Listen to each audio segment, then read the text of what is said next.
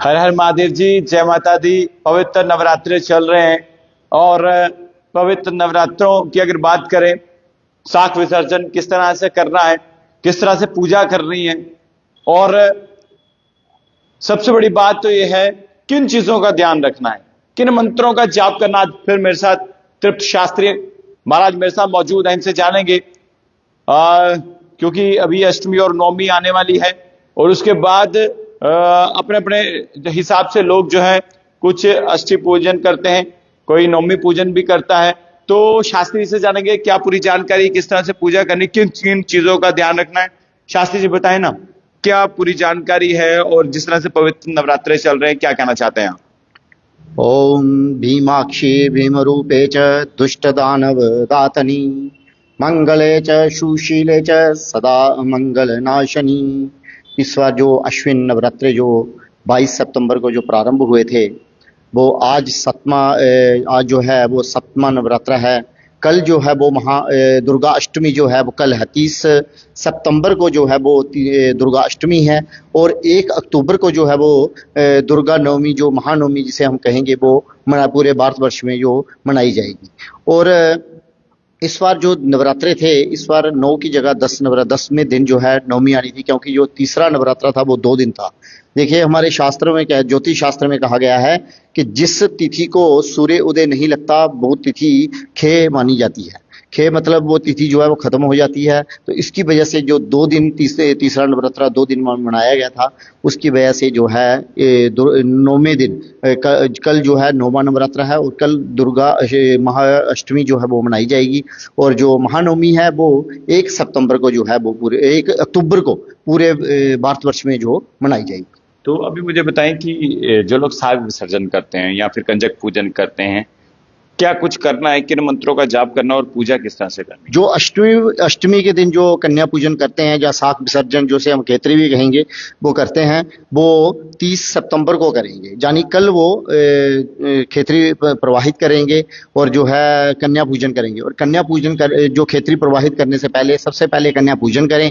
कन्या से ही वो उस खेतरी को थोड़ा हिलाएं और उसको हिलाने के पश्चात ही पूरे घर में घुमा के, क्योंकि दुर्गा का रूप है, पूरे घर में घुमा के फिर उसको हम सूर्य अस्त होने से पहले पहले वो है हम उसे प्रवाहित कर सकते हैं। जब प्रवाहित करें तो थोड़ा सा जल जो जहाँ पे प्रवाहित करेंगे वो थोड़ा सा जल घर में लाएं। घर में पूरे घर में जो है शुद्धता के लिए वो पूरे घर में छिड़कें, ताकि अगले साल भी जब नवरात्रे आए माँ भगवती की कृपा से सुख शांति सुख समृद्धि के प्रतीक लेके ही वो नवरात्रे जो है वो आए। और जो दुर्गा नवमी वाले दिन, जो महानवमी वाले दिन जो कन्या पूजन करते हैं, वो 1 अक्टूबर को सुबह कन्या पूजन करें। कन्या पूजन के साथ साथ ही जैसे खेतरी प्रवाहित होती है वैसे ही प्रवाहित करें, जैसे हमने बताया।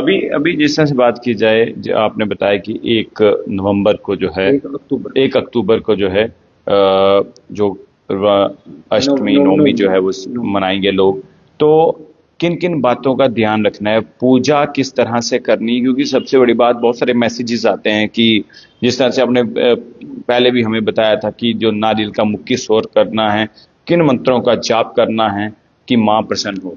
देखिए ओम माँ का ओम बीज मंत्र है, ओम ऐं ह्रीं क्लीं चामुंडाय विच, इस मंत्र का जप करें।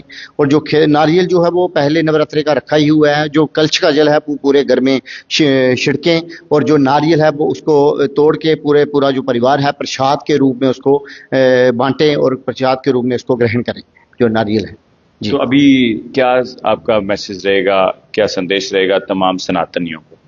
यही है कि माँ भगवती का अष्टमी और नवरात्रि विधि पूर्वक परिपूर्ण जो है नवरात्रा वो परिपूर्ण करें। माँ भगवती के आशीर्वाद से ही नवरात्रे जो है वो मना करें और कन्या पूजन करें। दुर्गा माता की जो शाक है वो विधि पूर्वक विसर्जन करें और सभी जो हैं वो सनातन धर्म के और हमारे जो जम्मू म्यूनसिपल कॉरपोरेशन और जो जम्मू कश्मीर सरकार के जो नियम है, जैसे पॉलीथीन जो लिफाफा है वो जो उन्होंने परहेज रखे हुए हैं, जो गाइडलाइन वो गाइडलाइन का पूरा ध्यान रखें और जो है वो खेतरी प्रवाही जो है वो विधि पूर्वक और समय अनुसार ही करें।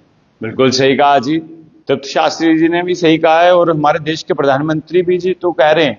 देखिए ये सनातन का एक पवित्र त्योहार है, पवित्र दिन चल रहे हैं, क्योंकि आप देखिए हमारे हनुमान जी, ये पवित्र मंदिर है। और सबसे बड़ी बात, आपको किन चीजों का ध्यान रखना, जब आप शाक या खित्री विसर्जन करने जाओगे तो सूर्यपुत्री तवी नदी में आपको खुद समझदारी से एक सच्चा सनातनी होने के साथ साथ आपको यह फर्ज अदा करना है कि कोई भी पॉलीथीन जो है तवी नदी में ना फेंके, ना ही प्रवाहित करें, क्योंकि प्रदूषित होगी। सूर्यपुत्री तवी नदी है, याद रखिए, बहुत बड़ा नाम है। तो हमने अपने सनातन की मर्यादा को एक साथ रखते हुए हमें अपने आप में एक प्रण लेना है कि जब भी हम खेतरी विसर्जन करेंगे तो हमने पॉलीथीन सूर्यपुत्री तवी नदी में नहीं फेंकने, ना ही विसर्जित करने। देखते रहिए जेके मीडिया। जय माता दी।